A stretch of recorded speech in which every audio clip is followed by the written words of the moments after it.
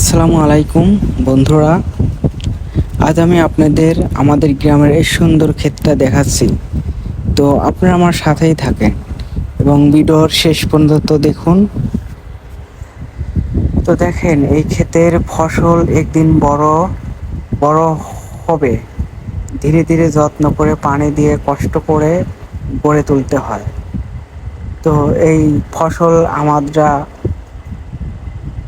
অনেক চাষবাস করি এবং সেই চাষবাস ফসলগুলো হয়তো হয়তো একদিন বড় হবে, সেগুলো আমরা খেতে পারি কৃষকের মাধ্যমে। তো এগুলো কিন্তু আল্লাহর নিয়ামত এবং মানুষের ওসিলায়, কৃষকদের ওসিলায় আমরা এগুলো খেতে পারি। ঠিক তেমনি আমাদের জীবনও, আমরা যদি ভালো কাজ করি, ধৈর্য ধরি, আল্লাহর উপর ভরসা রাখি, তাহলে একদিন অবশ্যই ভালো ফল পাবো ইনশাল্লাহ। মনে রাখবেন, খারাপ কাজ করলে যেরকম খারাপ ফল আসে, সেরকম ভালো কাজ করলে তেমনি ভালো ফলও আসে। এটা হয়তো আমরা সবাই জানি। দেখেন কত সুন্দর ফল গাছে, দেখছেন? এটা আবার কি দেখছেন? এটা এটাও হয়তো আল্লাহর একটি কুদরতের ওসিলায় কোনো প্রাণী বা কোনো পোকামাকড় এরকম করেছে। তো দেখেন, এই দৃশ্যগুলো আপনাদের হয়তো ভালো লাগছে। দেখেন এত সুন্দর গাছগাছালি, এটা গ্রামের মনোমুগ্ধকর দৃশ্যগুলো হয়তো খুবই ভালো লাগার একটা দৃশ্য। দেখতেই তো পাচ্ছেন, আমি আপনাদের ঘুরে ঘুরে দেখাচ্ছি। আর আশা করি আপনারা আমার ভিডিওটা দেখবেন। হয়তো ফার্স্ট টাইম আমি এই ব্লগ করি না অবশ্যই, কিন্তু ফার্স্ট টাইম আমি ব্লগে আসছি। তো আপনাদের ট্রাই করতেছি আমার ব্লগ আপনারা দেখবেন কি দেখবেন না, সেটার জন্য আমি ট্রাই করছি। তো ধৈর্য সহকারে আপনারা আমার সাথে থাকুন। আর এখানে দেখেন কত সুন্দর কৃষকেরা ফল, সবজি ফলন করতেছে। তো সেরকম আল্লাহ একদিন ভালো ফল দিবে আমাদের। মনে রাখবেন, খারাপ কাজ করলে খারাপ ফল আসে, আর ভালো কাজ করলে ভালো ফল আসে, এটা সবসময় মনে রাখবেন।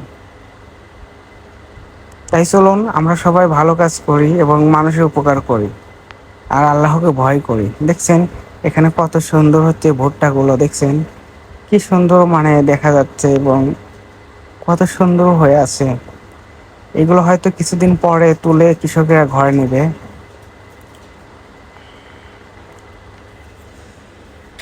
তো খুবই ভালো লাগতেছে আমাদের। সাথেই থাকুন, আরো নতুন নতুন কিছু দেখতে পাবেন।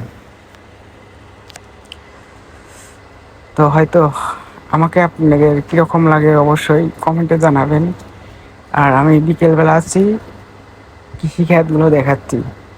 দেখেন এই সবুজ ক্ষেত কত সুন্দর লাগছে, তাই না? কিন্তু এই সৌন্দর্যের পিছনে আছে অনেক কষ্ট, অনেক ঘাম, অনেক পরিশ্রম। এটা আপনাদের কিন্তু বুঝতে হবে। ঠিক আমাদের জীবনও এই ক্ষেতের মতনই। আজ আমরা যাই বুনবো বা কাল আমরা সেটাই কাটবো। এটা হয়তো দুনিয়ায়, কিন্তু এটা পরকালে একটাই আছে। যেরকম আমরা দুনিয়ায় যা ফল, দুনিয়ায় যা আমরা করব, সেটা কিন্তু আখিরাতেও পাবো। এটা সবাই হয়তো জানেন। এই ফলের উদ্দেশ্যে আমি বলতেছি, কারণ দুনিয়ার আখিরাত এই এই ফলের সাথে একটা উদাহরণ আর কি যায়। আমাদের জীবন কিন্তু একটা ক্ষেত, এটা বুঝতে হবে। তো যদি ভালো কিছু বোনেন, ভালো কিছুই পাবেন, এবং দুনিয়ায় ভালো কিছু করলে ভালো কিছুই পাবেন। এটাও কিন্তু বাস্তব। তাই সময় থাকতে নিজেকে ঠিক করুন, ভালো কাজ করুন, নামাজ পড়ুন, দান খয়রাত করুন এবং হজ করুন। এগুলো হচ্ছে আমাদের ইসলামের ভিত্তি, ঠিক আছে? কারণ এই দুনিয়া একদিন শেষ হয়ে যাবে, কিন্তু আমাদের ভালো কাজগুলো থেকে যায় দুনিয়ায়। এটা হয়তো আপনারা জানেন অবশ্যই। আর আল্লাহ আমাদের সবাইকে হেদায়েত দিক, আমিন। আমি সবার জন্য দোয়া করি এবং আমার জন্য দোয়া করবেন।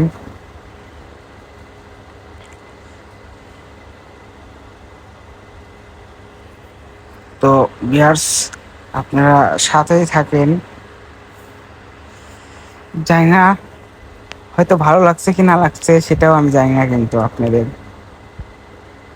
তো একজন কৃষক কিন্তু প্রতিদিন এই ক্ষেতের যত্ন নেয়, ঠিক আছে, রোদে পুড়ে বৃষ্টি ভিজে, তবুও সে কিন্তু হাল ছাড়ে না, এটা বুঝতে হবে। কারণ সে জানে আজ কষ্ট করলে কাল ফসল পাবই। সেরকম আমরা দুনিয়ায় যেরকম কাজ করব সেরকম ফল পাবো, ঠিক আছে। আমাদের জীবনটাও ঠিক তাই। তাই হতাশ হবেন না, ঠিক আছে, চেষ্টা চালিয়ে যান। আল্লাহ দেখবেন এক সময় আপনাকে সব দিবে। আপনি কি জানেন এই ক্ষেত এত সুন্দর, এর কারণে পিছনে আছে অনেক যত্ন, অনেক সময়, অনেক পরিশ্রম। তো আমাদের জীবনটাকে সুন্দর করে গড়তে পারি, তাই না? তো আজ থেকেই আমরা শুরু করব, ভালো কাজ করব, ভালো চিন্তা ভাবনা করব, ভালো পথ প্রদর্শন করব, এটাই আমাদের। এই নীরব খাতটা দেখে আমরা হয়তো কিছু শিখতে পারলাম, এবং ইনশাল্লাহ আমরা চুপচাপ নিজের কাজ করব, কাউকে কিছু বলবো না। তবু একদিন সুন্দর ফসল দিয়ে সবাইকে অবাক করে দিবে। তো আমাদের উচিত চুপচাপ ভালো কাজ করা, দেখানোর জন্য না, আল্লাহর জন্যই। এটাই বাস্তব। তো ধৈর্য, সবাইকে ধৈর্য ধারণ করার তৌফিক দিক। আমিন। ইনশাল্লাহ ফল হবে এবং ফসল হবেই। আমাদের জীবনটা এরকম ফসলের মতনই তৈরি করতে হবে। আল্লাহ হাফেজ, সবাই ভালো থাকবেন। নেক্সট টাইমে আমি আর একটু ব্লগ ব্লগ দেব। আজকের ব্লগিংটা আমি দেখব কে কে দেখেছে এবং কে শেয়ার করছে, কে লাইক করছে। আল্লাহ হাফেজ, ভালো থাকবেন।